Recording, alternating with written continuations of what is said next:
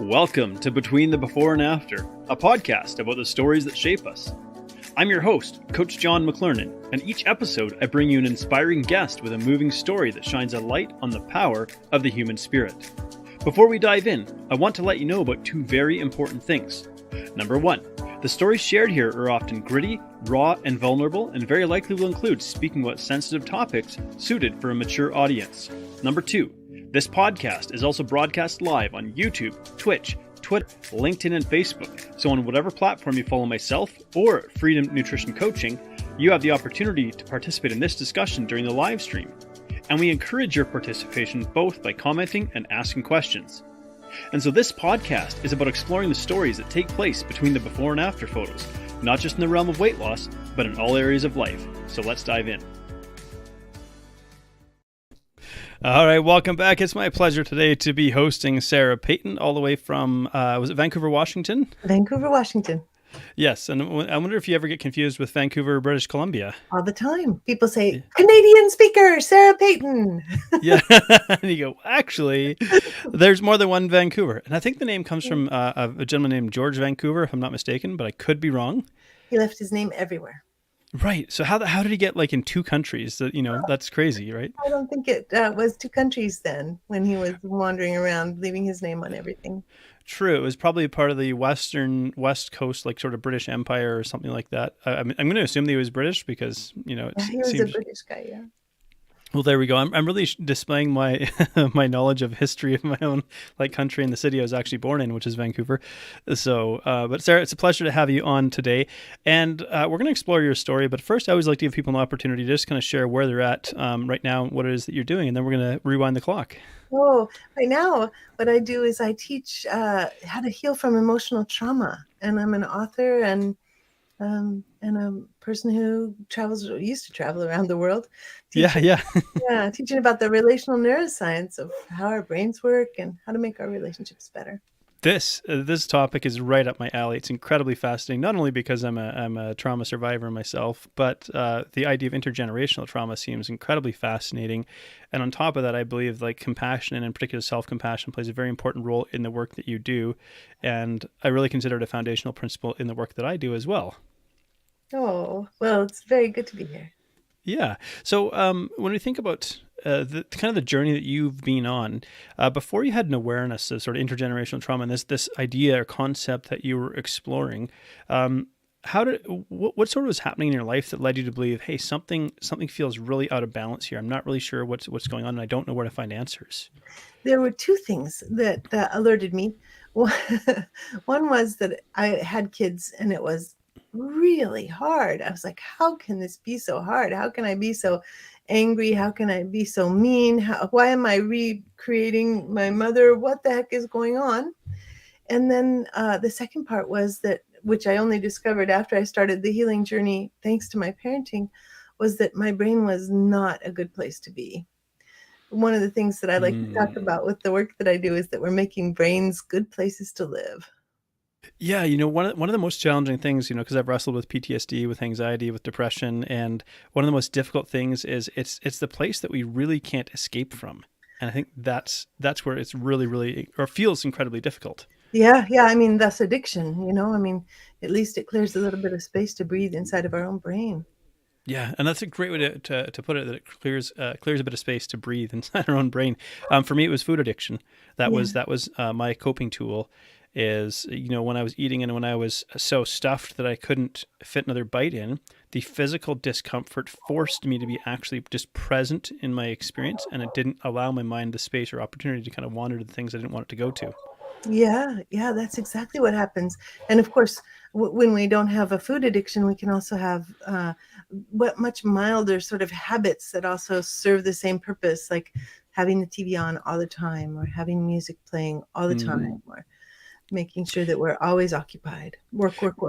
Right, which is really, really fascinating, because when you said not only food addiction, I think the direction that most people might expect to hear you go is other avenues of substance abuse, whether alcohol or narcotic addiction, which is, of course, some of the more extreme cases. But it's really interesting to highlight those that are uncomfortable with the quietness of their own mind, and we have access to 24/7 sort of digital entertainment and stimulation.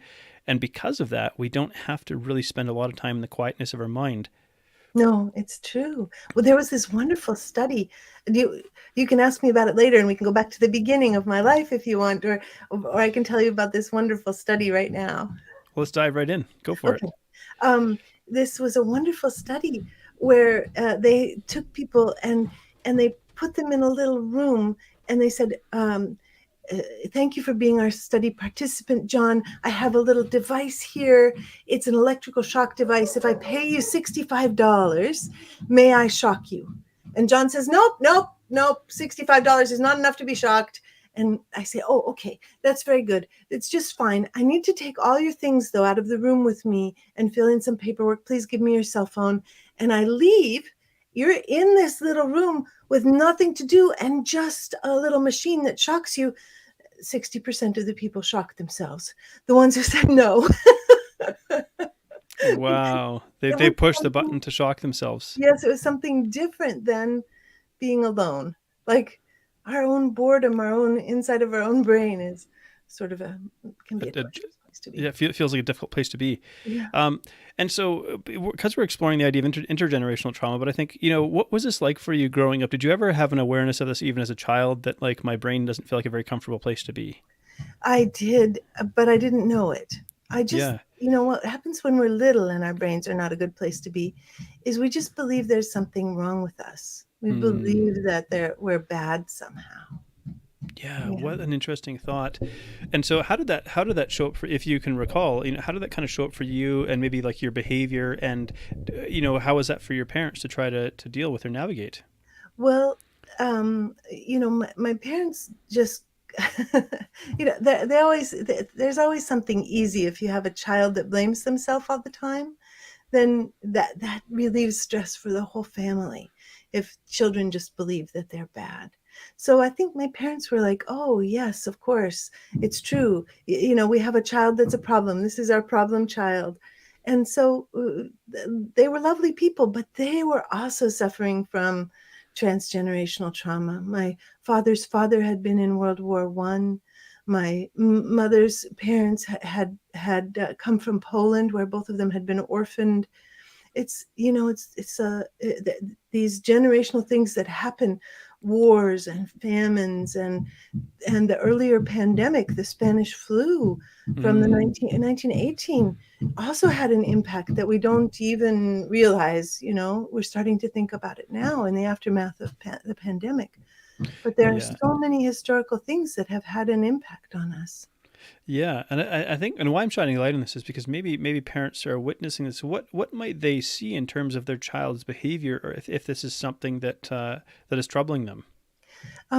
They'll see a child who is, it's all the things that words that people use to say bad things about children. You're lazy. You're no account. You can't follow through with anything. You procrastinate. You're daydreaming. You're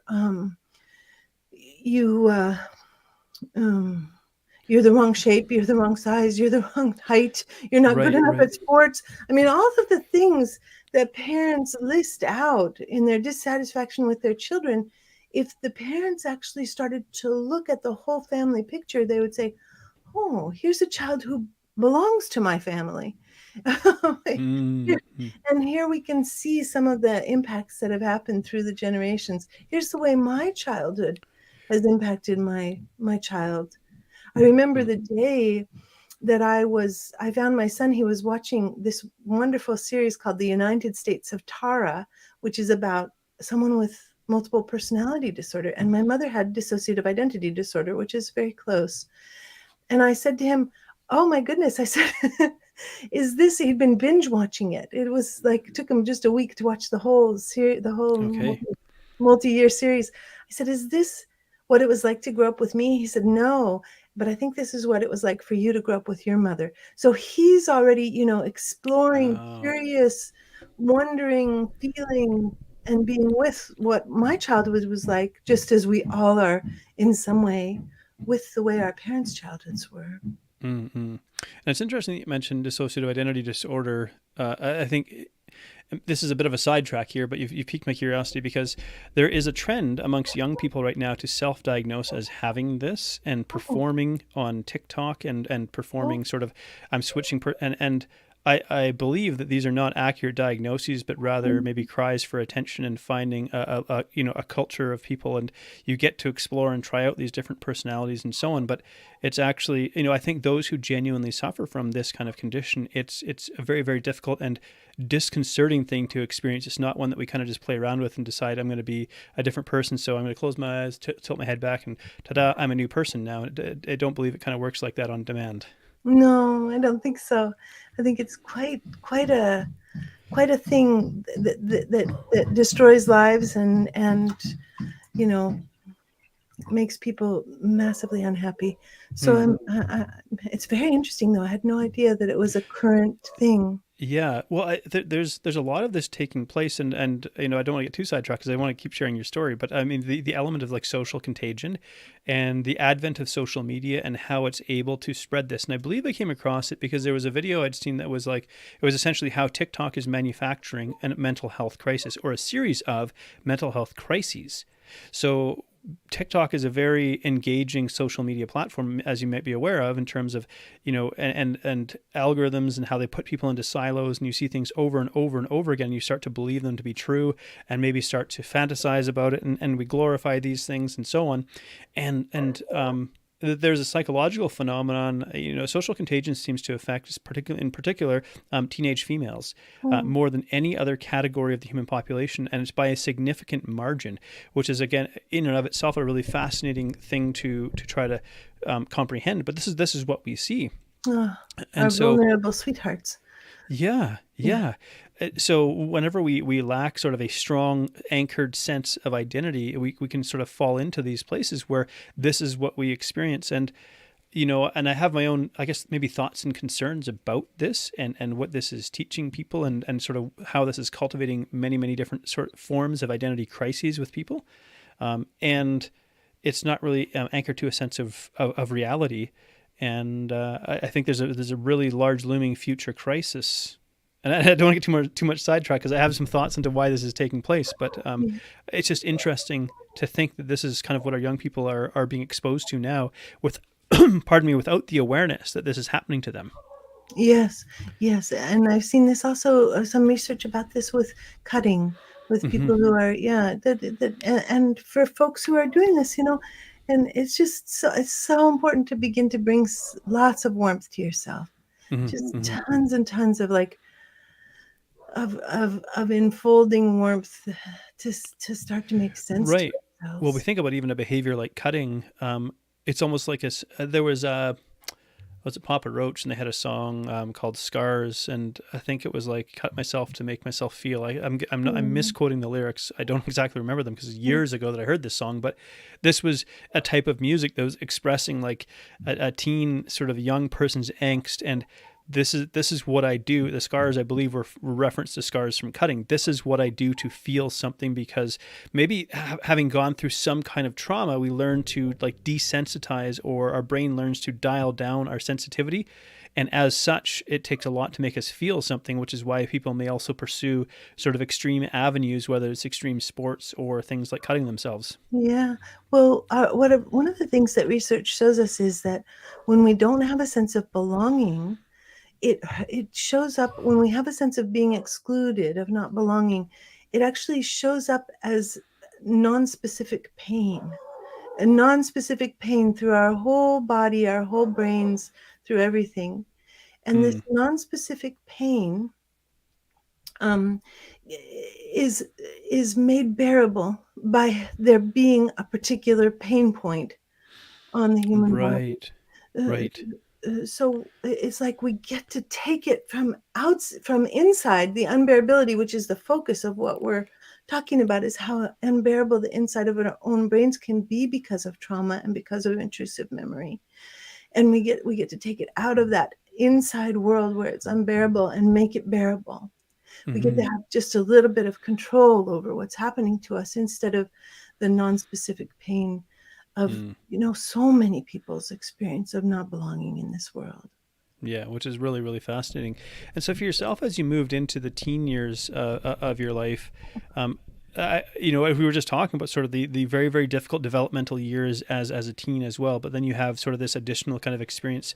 And I know that like self-loathing is a part of your journey as well. Mhm. Had this started to manifest itself through your teen years or maybe even earlier? I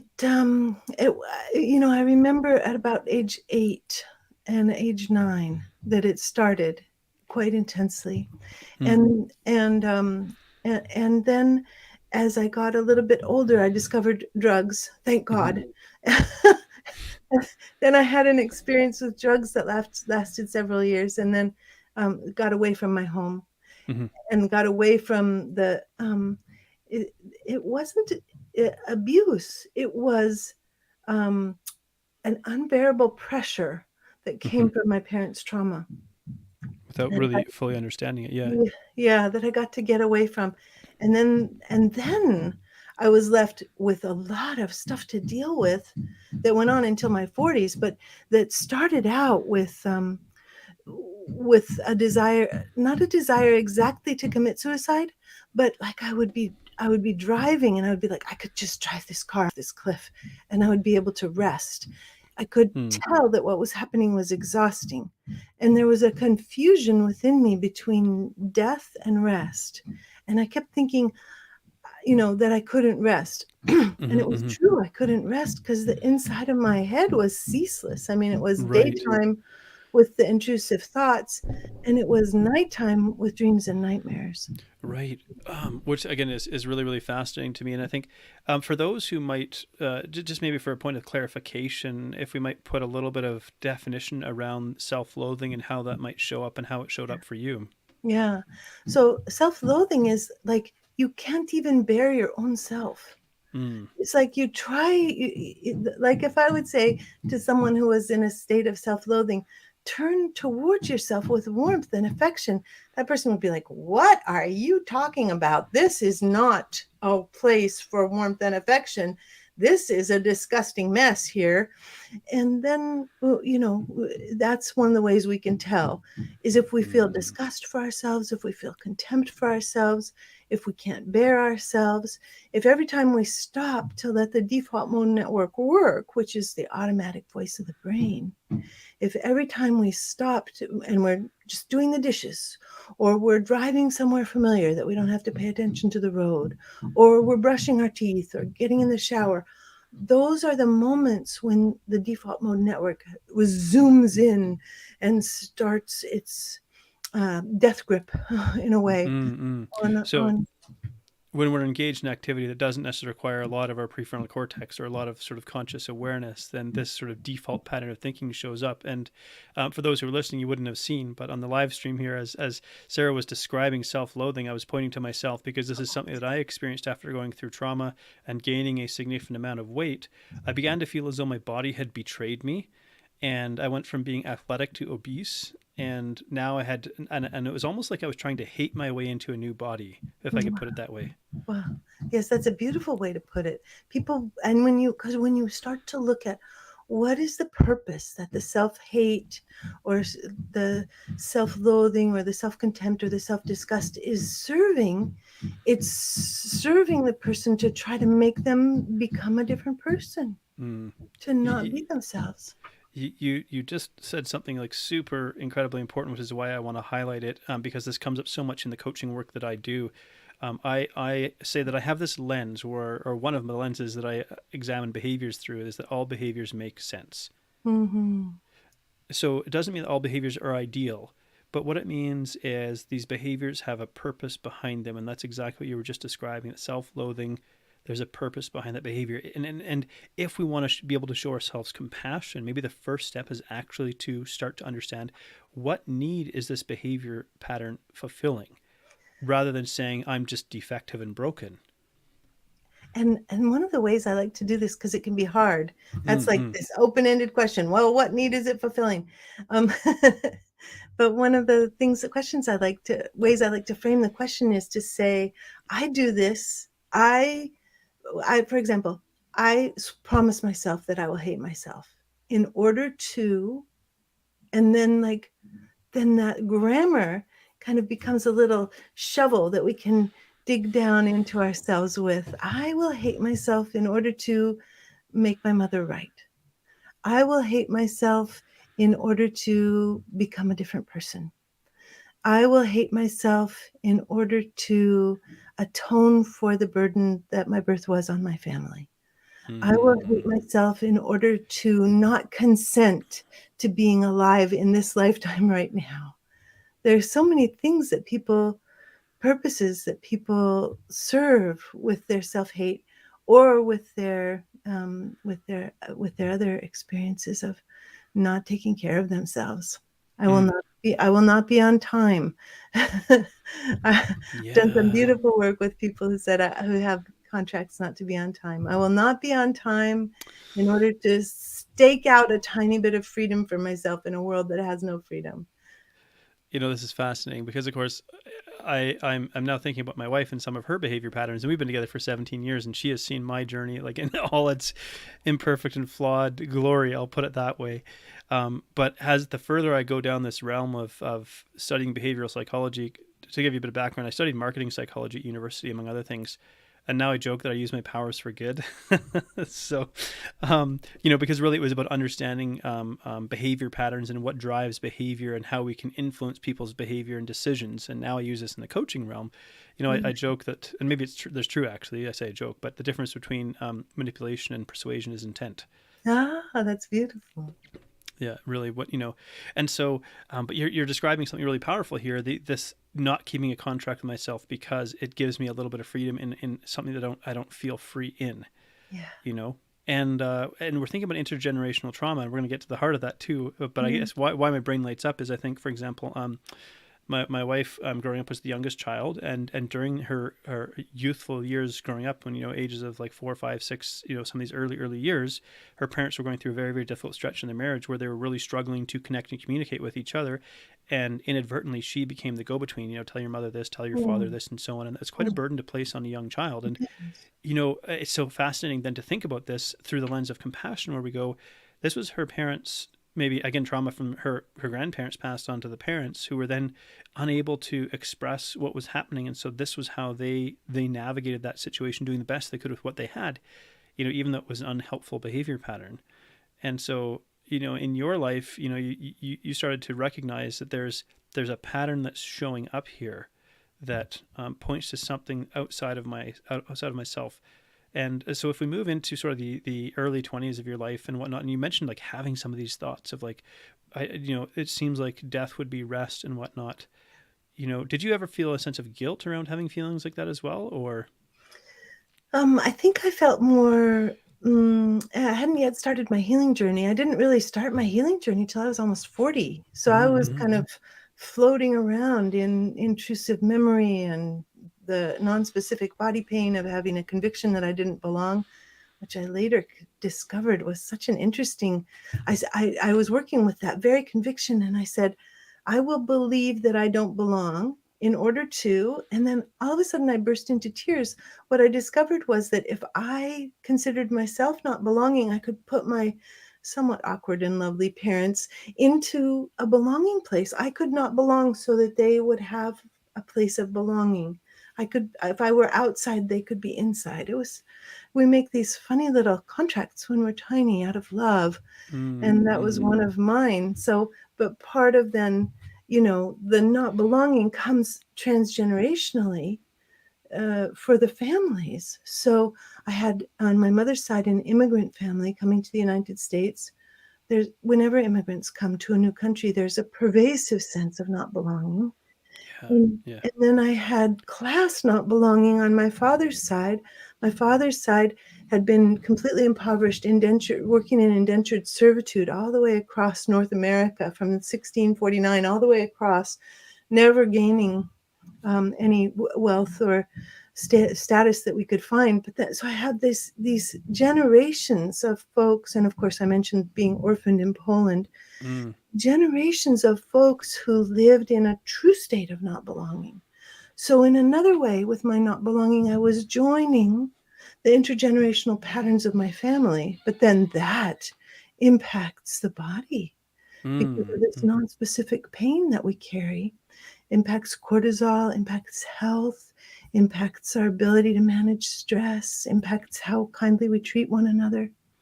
And this is a really fascinating sort of interface here when we think about, because there's something about being a human being and being alive that is not physical, that we cannot quantify. And of course, this understanding has led to the development of many different spiritual beliefs across the time and the ages. But yeah, I struggle. I shouldn't say struggle, but I think about those, say, who maybe adopt an atheist type belief, and I think, well, there is something about the human experience that I think that transcends the physical realm, and I think in maybe that line of thinking, it disregards that to a degree. But what we're really talking about is kind of this interplay between what we might call the metaphysical and the physical here, and how our metaphysical health manifests or brings, I think we could say, almost like health issues bring something to our attention in our physical body that's actually taking place somewhere else. I think I Yes, muddled that a little bit, but yes, it's quite beautiful. We have the metaphysical and the physical, and then we also have, in when we're talking about transgenerational, we have what happens on an epigenetic level. yes, So yeah, one of the interesting things about transgenerational trauma is to realize that you were formed, your cells were formed inside of your grandmother. So when a little girl fetus baby is forming inside of her mother, she's also forming the little eggs that she carries with her for the rest of her life. So the egg right. that became you was formed and informed by your grandmother's life and the danger that she lived in, or the safety that she lived in, the famine that she lived in, or the abundance that she lived in. And your Written in the genetic code. yeah, and your mother, her idea about whether the world, what kind of world she was going to be living in, didn't come from her mother. It came from her grandmother. So there's this very interesting sort of hopscotch of transgenerational trauma that happens that skips a generation. We're informed by the generation before us in our very cellular makeup about Right. what kind of world to expect. So, and we might, just for those who may not be familiar with the term epigenetics, it might be helpful to sort of put some sort of definition around that. But just and I'll allow you to build on this. My thought is that, so genetics are kind of like our hardware. We can't change sort of the genes, but epigenetics is like the software programming, and we can just kind of switch them on and off, Yes, exactly. or we have some degree of influence over which ones get switched on and off. But Yeah. from what you're describing, it sounds as though the initial sort of epigenetic framework is actually coming from previous generations. Yes, it is. And so so we have that wonderful, sort of lattice Double helix, yeah. DNA, the double helix DNA, and then around the DNA there's a protein sheath that gets affected by experience and by past generations' experience, and that protein sheath decides which genes are going to be expressed and which genes are going to be hidden. This opens the door to just some fascinating thoughts in sort of the realm of health, even, for example, because I think about how many people, like, we don't choose our genetics. And in a sense, we certainly didn't choose our initial epigenetics either. And we think, let's say we might meet somebody who's healthy and they're like, I just do this and this and this and so on. And then somebody who struggles with their health and whatnot. And it's like, well, I don't know why it's such a struggle. But really, it's like you're kind of set up with an unfortunate code or software code to begin with, to try and start with. So, at what point in your experience did you go, I have to start digging deeper? You mentioned kind of in your 30s, you started looking a little bit further to try to understand more of what was taking place in your life. And earlier on, for those who might be jumping in a little bit later, you mentioned like really struggling with anger issues around your children and raising them.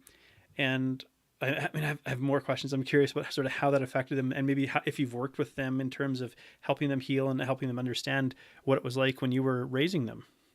Well, I think we can we can open that door. We can say, "I have opened this door. You want to talk about your childhood? You let me Yeah, know." yeah. And I think that's a really good way to do it, because then the person can decide for themselves when they're ready to Interesting. Yeah. talk about stuff. When I've remembered things that seemed really not good to me, I've asked, "Do you remember this? I just want you to know I feel bad about this. And if you want to talk about it, I am here. Yeah. Well, you know, and what a beautiful, like, beautiful, simplistic way of doing this. Did you remember this experience? I felt bad about this. And I think about, you know, there's times where my parents have described for me situations in my childhood where they felt bad about things, or, you know, because we gain wisdom as life goes on, and we think, oh man, I wish I could have that one back. I wish I could have done that one a little bit Yeah. differently, and so on. If I knew, but it's like we just do the best we can with what Yeah. we know in the present moment, and we kind of have to make peace with that. But I think in my mind, maybe I've reframed a lot of this too because of the work I've done in myself around self-compassion. That's really extended compassion towards my parents as they were struggling with some really, really difficult circumstances. I'm like, oh, I understand why that was a struggle for them. It's like I can connect with the common humanity that we experience because I've learned how to cultivate my own sort of sense of self-compassion. I can now extend Yes. that compassion to others. Oh, it comes so beautifully, doesn't it? Once we start to go, oh, my mom. Yeah. Yeah. Some things were not good that she did, but oh, what a sweetheart. Well, Yeah. yeah, you know, I think to myself, you know, some people have asked why I do the work that I do, and I think I ran from this work for a very, very long time. I was, you know, I was almost 40 before well, yeah, late 30s before I really dove into this wholeheartedly. It was about 4 years ago, where I was like, I cannot do anything else. I just felt this compulsion Oh, to do this. If you sweet. look at my employment history, I've had like 12 different careers, which like would when I would go to an employer and they would look at my resume, they're like, what? If I hire you, are you going to stick around? Yeah. You know, Yeah. but I had this pattern of like running from different things, and really what I was running from was doing this work here that I do Mm. now, which is kind of fascinating because I mean I think I'm very privileged to be able to do what I do. But part of what drives it is this desire to, I think, well, I'd like to be the kind of coach that I wish my parents could have had, you know, in years past that they didn't get to have, Oh, you know. that's very beautiful. I think that one of the things I talk to people about, and one of the things that I've experienced myself is what happens if you imagine that your parents were taken care of instead of them being as alone as they were in a difficult world? What happens if Mm, you imagine them having all of the support that you wish they would have had? yeah, And yeah. having you as a coach sounds like a wonderful support. So you started. What tipped you off, I guess, to look into this idea of transgenerational trauma? What made you go like, ooh, The first thing was starting to discover the impact of trauma on mm, myself. And Daniel Siegel, Dr. Daniel Siegel and Bonnie Badenoch were both at that time just being published and both starting to speak publicly. And both of them talked about how if you've had trauma, meditation is going to be really difficult for you. yeah, That if you yeah, start to meditate, it's going to open the door to trauma hell. And so, of course, you don't meditate, or of course, you found it difficult to meditate. And I was like, oh, is this why I've never been able to meditate? Because I would read about how good meditation was for you and how it organized your brain yeah, and made your yeah. brain a good place to live. And I would try it, and it would just be like opening the doors to hell. And the dogs of hell would come out and grab my throat. And it was a bloodbath. Ooh, So, yeah. there was this wonderful moment. I was with Bonnie Badenoch. She was teaching at the Portland State University in Portland, Oregon. And she was teaching this very simple guided meditation where she said, just for a moment, let yourself follow your attention. And wherever it goes, it's trying to take care of you. And so wherever your attention goes, say thank you. And then see if you can come back to your breath just for one breath. I was like, one Mm, breath I can do. So I yeah. started doing one breath meditations. And I did one breath meditations several times a day for about 2 years before I was starting to grow enough of the what I call the permaculture garden of neurons that we grow I with love that compassion expression. and self-compassion. And as we grow this garden of neurons, we get to hold our amygdala. We get to hold the part of ourselves that has those intrusive memories, that has the nightmares, that has the violent thoughts, and is responsible for the reactivity that we despair of and regret so much. So we're starting to create warmth and care and connection and holding for a part of ourselves that has never had it. And Mm, it's slow growing, but it's very yeah. good work. And this is fascinating, and why I sort of visibly responded is because I tried sensory deprivation pods. Oh my goodness. It didn't go very well. Oh.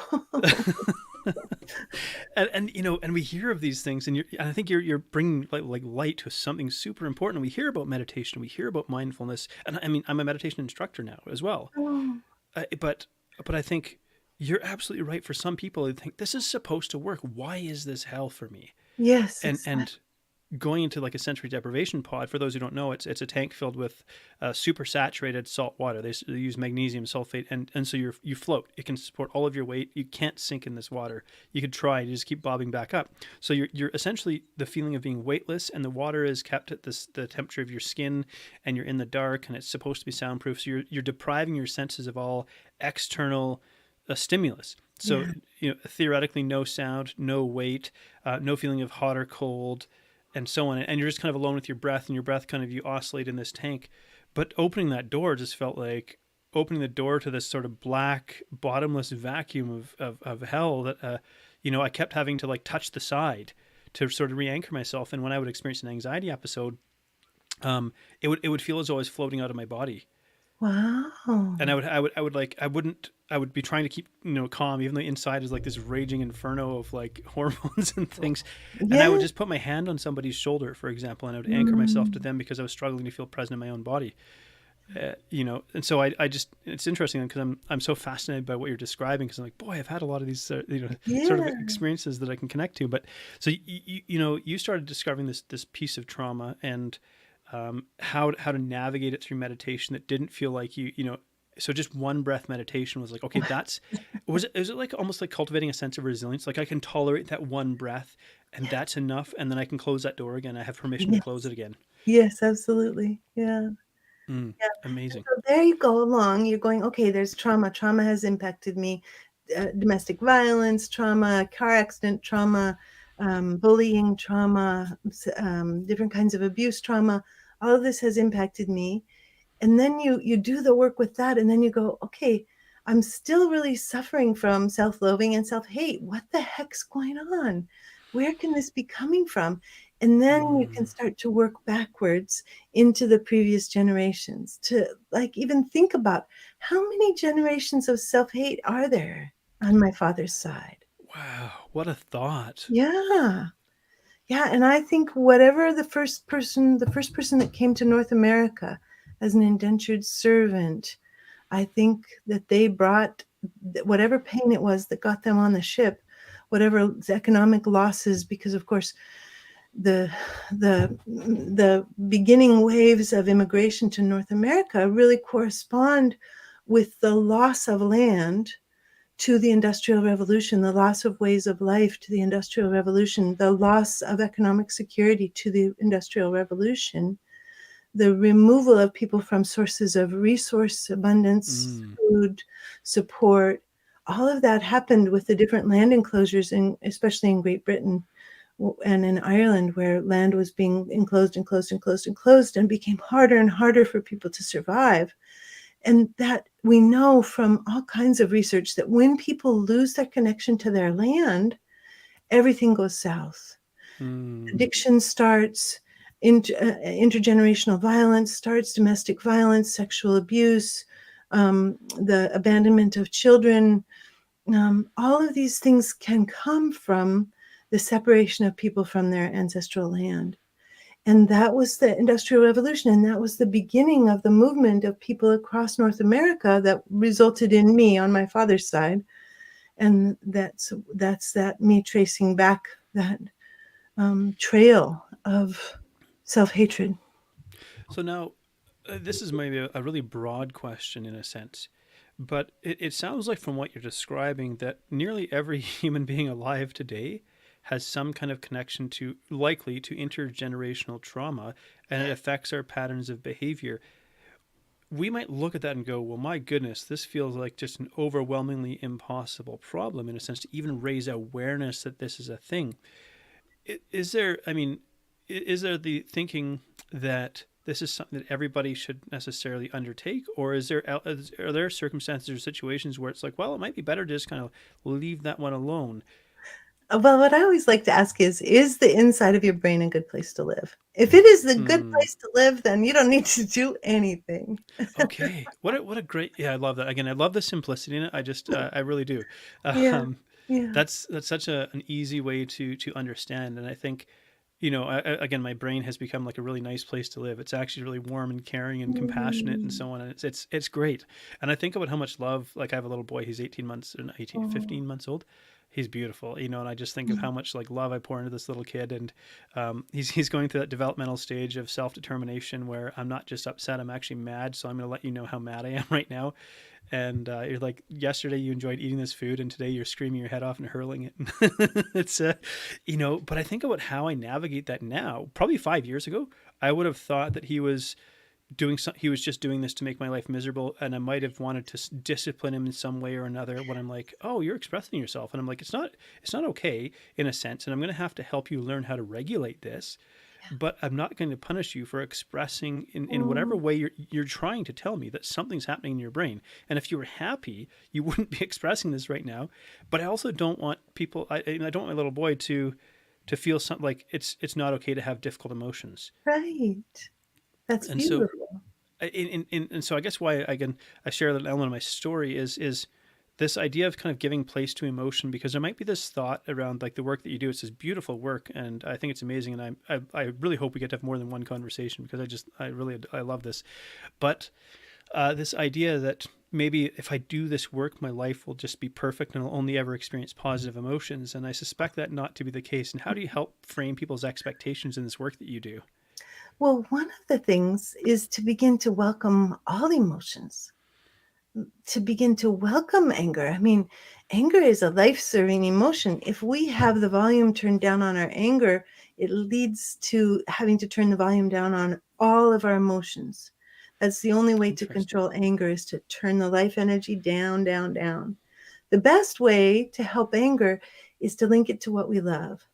What do we love that's making us angry? What do we want to protect? Who do we want to care for? What kind of resources are being threatened?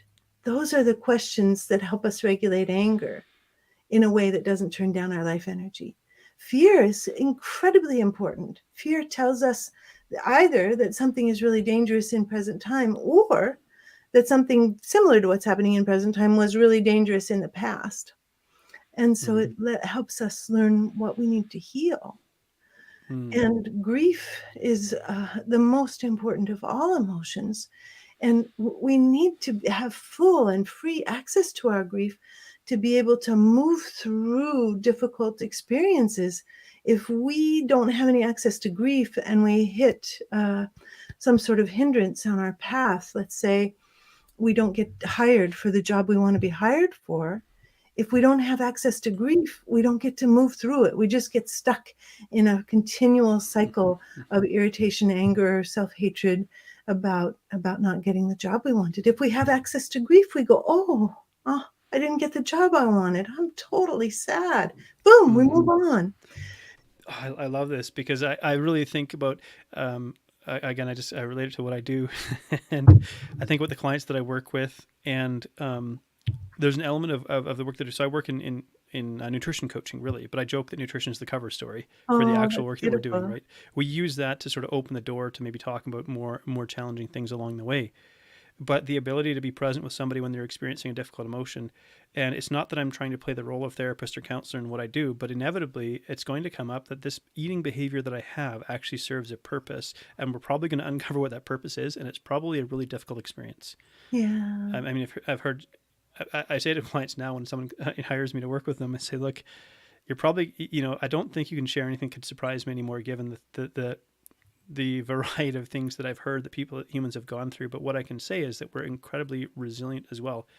But you shine a light on something super important, and that's the ability to move through something. Because I feel as though there's this fear. I don't want to access that emotion because of how I'm not confident that I can actually survive or endure the intensity of that emotion, but it also feels like there might not be an end to it. So if Yeah. somebody has like, they can feel it rising up in them and they're pushing it back down because they're afraid to go through with it, how would you encourage someone to move through a difficult emotion like that? Well, the first thing to know is that, especially grief, we're really not made to grieve alone. We're made to Yeah. grieve together. So if you have a good coach, then you have somebody that you can grieve with. You can take your Mm. grief to and grieve with. And yeah, that's the first thing, because that's usually what people are trying to avoid, mostly because there's been no accompaniment for grief. So it's almost Right. like, it's not like people are doing something wrong or they should be able to grieve alone. No, it's that we live in a world where people are not supported to grieve together, where we don't even Yeah. necessarily know how to do it.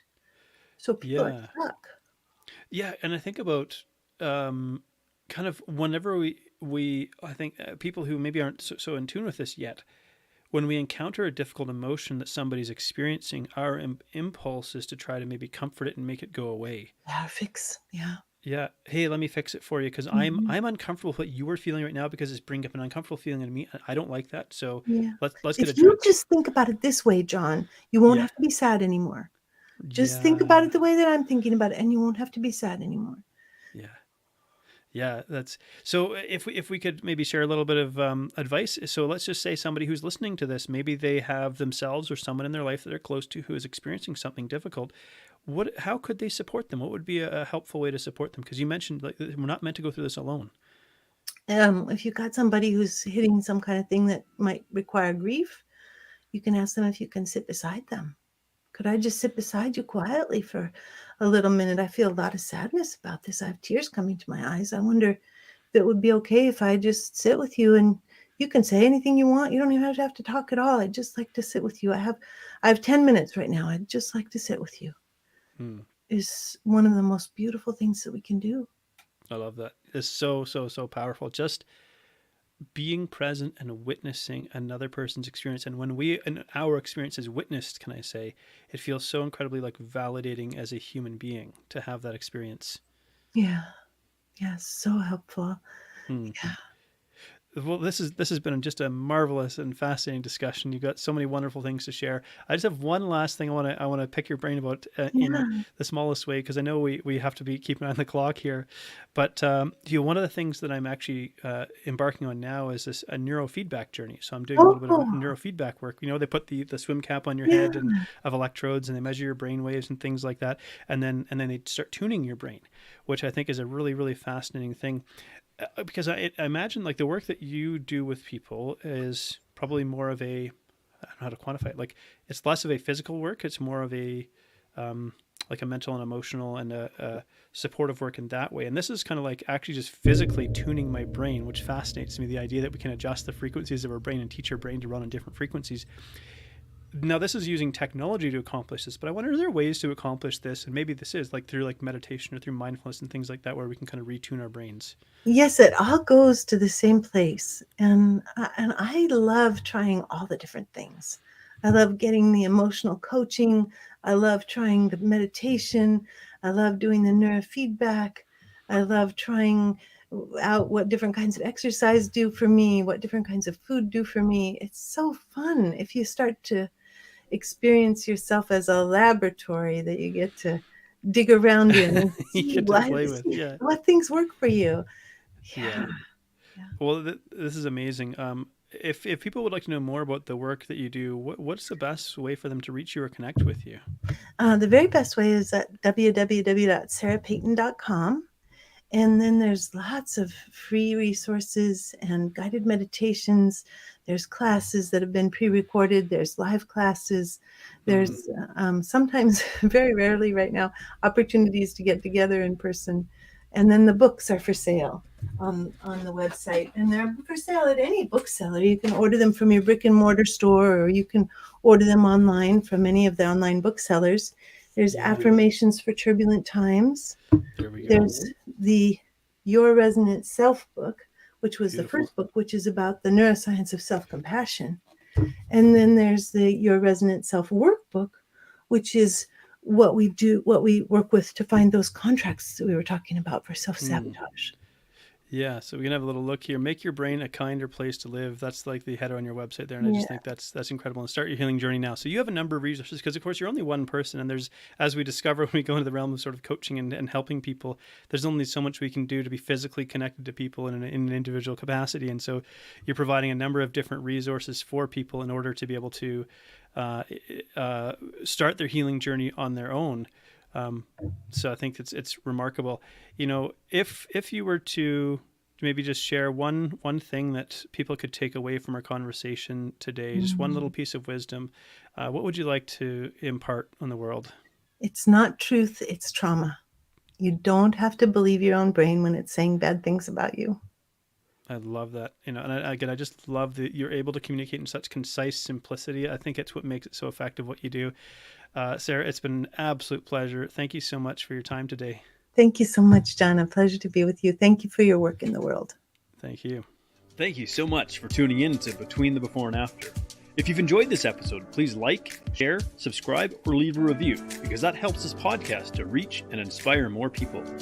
I love exploring the stories that take place between the before and after, the powerful experiences that shape who we become. And I love human potential. I love the possibilities that lie within us. So whatever you may be up against, I hope these stories inspire you, because if you're still here, your story's not done yet, so keep moving forward. Anyone can come from any place of brokenness and destitution and build an amazing life.